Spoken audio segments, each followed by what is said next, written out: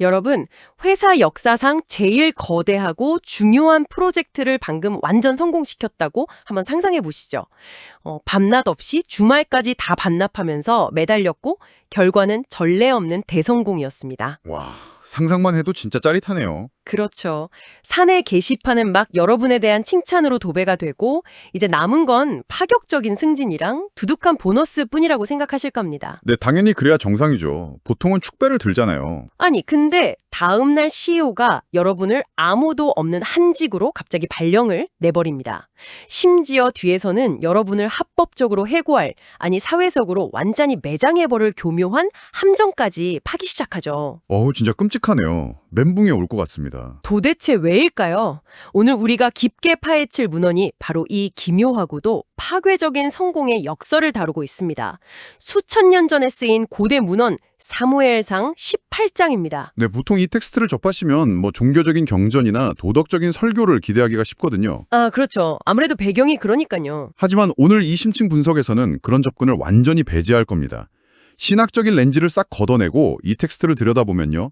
이것은 권력투쟁이나 리더의 편집증, 그리고 그 유독한 사내 정치에 대한 놀랍도록 차갑고 정교한 심리 보고서에 가깝습니다. 맞습니다. 그래서 오늘 우리의 미션은 명확합니다.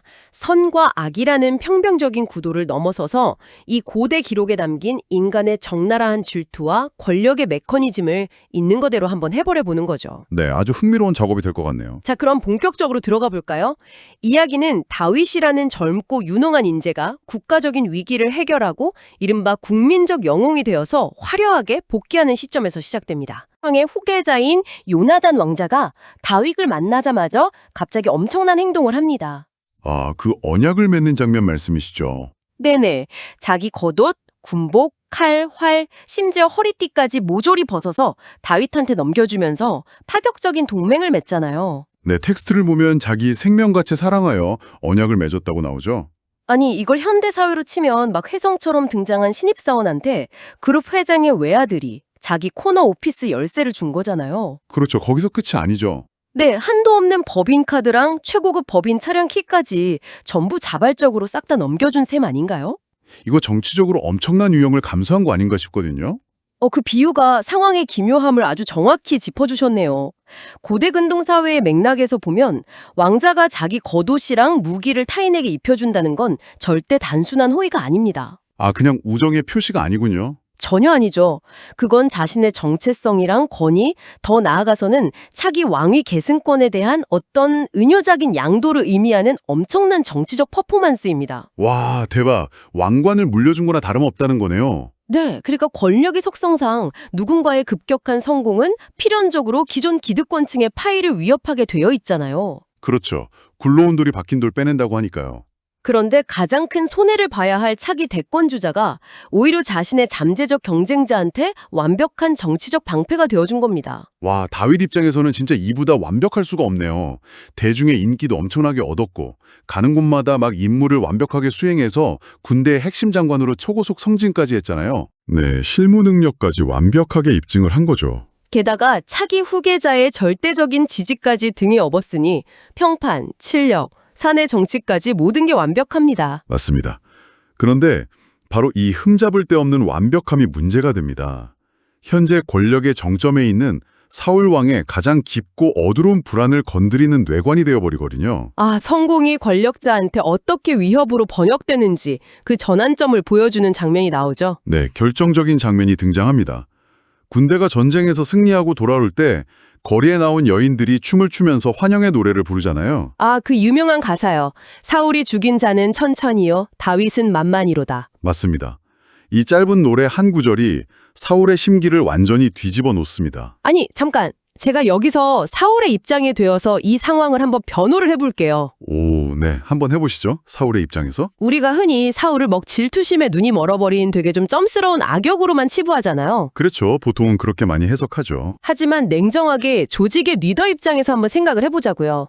자기가 발탁한 직원이 엄청난 성과를 냈어요. 근데 언론이랑 대중이 막 대표의 공로보다 그 직원의 공로가 10배나 더 큽니다. 이러면서 공공연하게 떠들고 다닙니다. 천천과 만만이니까 정확히 10배네요. 네, 그러니까요. 이건 단순한 기분 나쁨의 문제가 아니지 않나요? 조직 내 리더십의 근간이 흔들리는 구조적인 위협이잖아요. 네, 아주 날카로운 지적이십니다. 왕조 국가에서 대중의 인기가 부하한테 쏠린다는 건 다윗이 의도를 했든 안 했든 왕조에 대한 직접적인 도전으로 느껴지는 게 되게 당연한 방어 기제일 텐데요. 권력의 제로섬 게임을 아주 정확히 짚으셨어요. 1인자가 2인자의 비대해진 영향력을 통제해야만 자신의 생존을 담보할 수 있으니까요. 네, 제 말이 그겁니다. 사울이 다윗을 잠재적 찬탈자로 규정하고 그날 이후로 끊임없이 감시하기 시작한 것은 어떤 면에서는 매우 합리적이고 본능적인 통치 행위가 맞습니다. 그렇죠. 리더라면 당연히 해야 할 견제인 거죠. 하지만 이 텍스트가 약간 소름 돋는 이유는요. 그 합리적인 경계심이 어떻게 임계점을 넘어서 통제불능의 임상적인 편집증으로 붕괴하는지를 아주 적나라하게 묘사하는 방식에 있습니다. 편집증이요? 아, 그 노래 사건 직후에 사울이 집안에서 막 이상한 행동을 하잖아요. 네, 이른바 야려하는 상태에 빠지게 되죠. 야료라는 단어가 청취자 여러분께는 좀 낯설 수 있는데 쉽게 말해서 이성을 잃고 막 발작하거나 헛소리를 늘어놓는 상태를 말하는 거죠. 네, 그렇습니다. 고대 문헌은 이걸 하나님이 부리신 악신이 내린 외부적인 영적 현상으로 묘사를 하거든요. 네, 텍스트에는 그렇게 적혀 있죠. 근데 이거 심리학적 관점에서 분석해 보면요. 이건 전형적인 나르시시스트의 붕괴 현상입니다. 아, 나르시시스트의 붕괴요. 좀 더 자세히 설명해 주시겠어요? 그러니까 자신이 세상의 중심이고 최고의 권력자라는 내면의 자아상이 있잖아요. 근데 대중이 나보다 다윗을 더 칭송한다는 외부의 현실이 충돌을 한 겁니다. 아, 자아상과 현실의 충돌이군요. 네, 거기서 정신이 산산조각이 난 거죠. 리더가 멘탈의 통제력을 잃자마자 그 불안은 결국 가장 원초적인 형태, 즉 물리적 폭력으로 튀어나오게 됩니다. 와, 맞아요. 다윗이 평소처럼 막 수금을 타면서 음악으로 사울을 진정시키려고 연주를 하고 있었잖아요. 네, 다윗은 자기 직무를 다하고 있었죠. 를 고한 1등 공신을 향한 그야말로 묻지마 폭력입니다. 진짜 선을 완전 넘은 거네요. 근데 다윗이 그 창을 2번 다 피하면서 물리적인 제거가 실패로 돌아가잖아요. 그렇죠. 거기서부터 사울의 작전이 바뀝니다. 네, 사울이 다윗을 자기 곁에서 내쫓고 천부장이라는 직책에 임명을 해버려요. 표면적으로는 군대 지휘관으로 발탁을 한 거죠. 근데 저는 이게 전형적인 사내 정치의 기술로 보이거든요.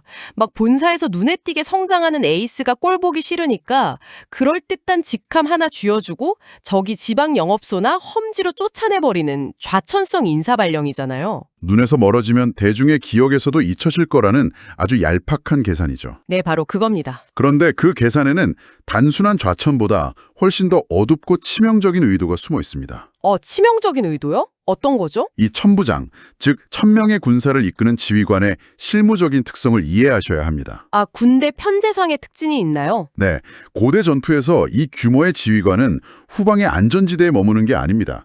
최전선의 보병, 그 맨 앞줄에서 돌격을 이끌어야 하거든요. 아, 그러니까 사울은 단순히 다윗을 시야에서 치워버린 게 아니네요. 절대 아니죠. 그는 다윗을 전사할 확률이 가장 높은 통계적인 사지로 밀어넣은 겁니다. 명예로운 승진으로 위장한 합법적인 사형 선고였던 거죠. 와, 진짜 소름 돋네요. 단순히 눈앞에서 치우는 게 아니라 직무의 그 위험성을 이용해가지고 적군의 손에 죽게 만들려는 거였군요. 네, 철저한 차도살인이죠. 하지만 이 완벽해 보이는 계획도 처참하게 실패를 합니다.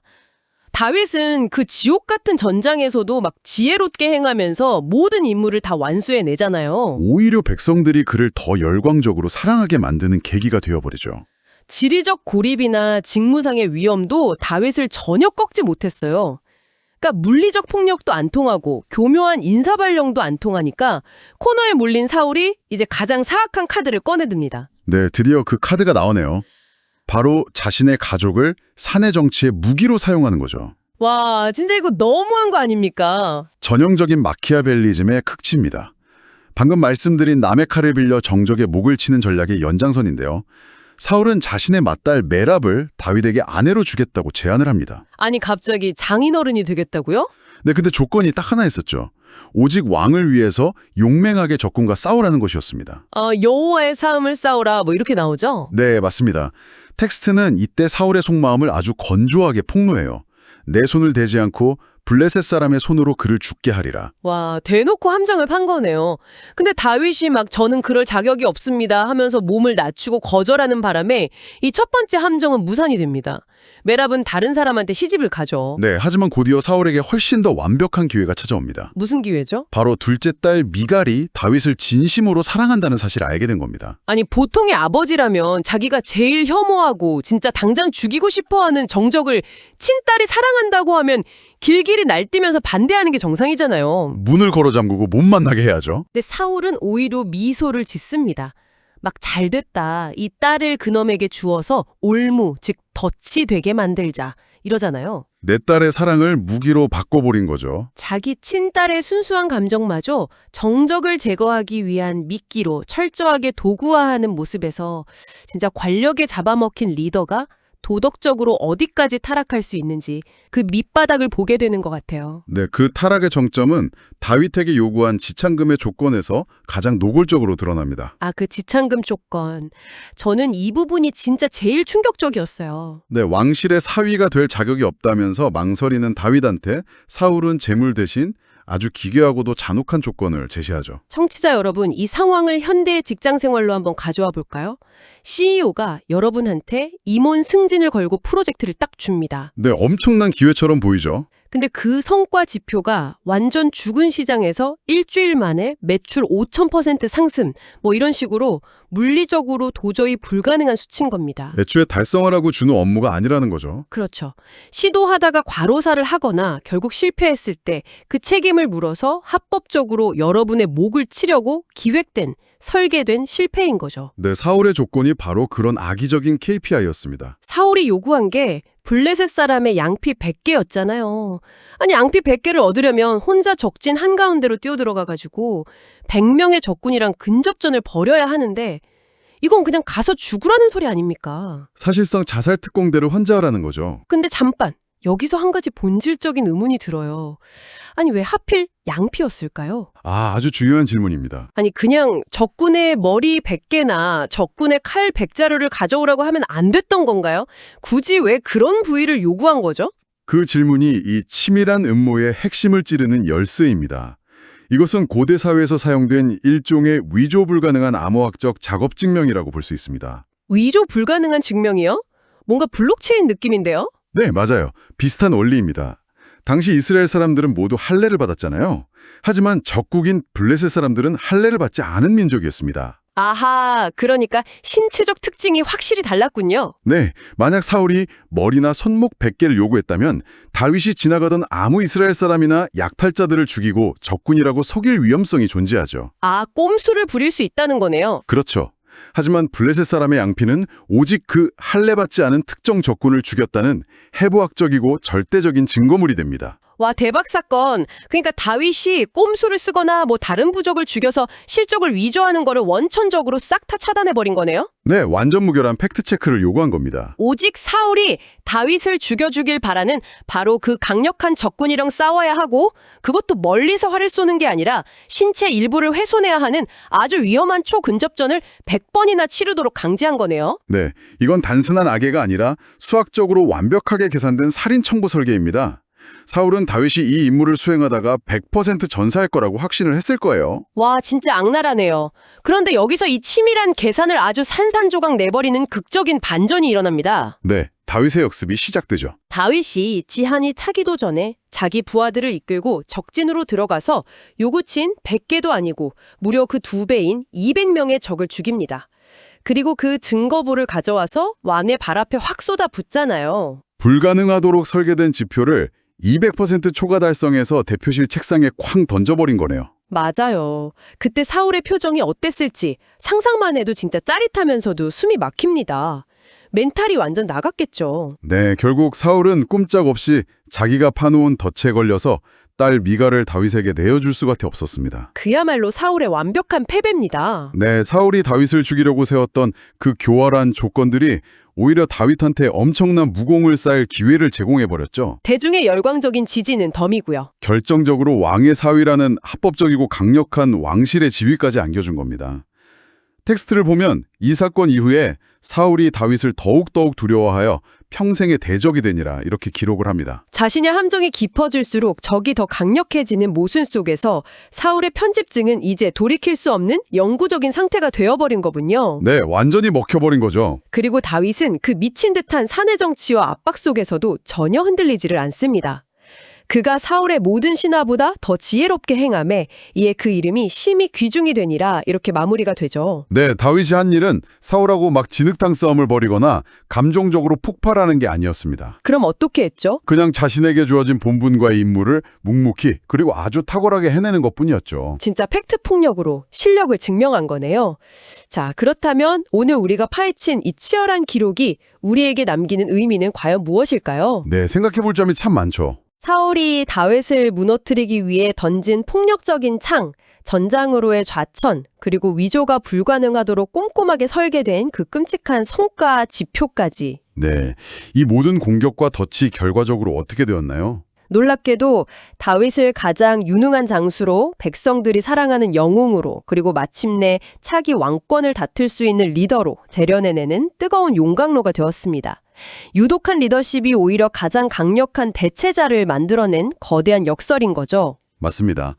청취자 여러분이 속한 조직이나 삶의 현장에서도 이런 불합리한 견제나 시기심 어린 덫을 마주하실 때가 분명히 있을 겁니다.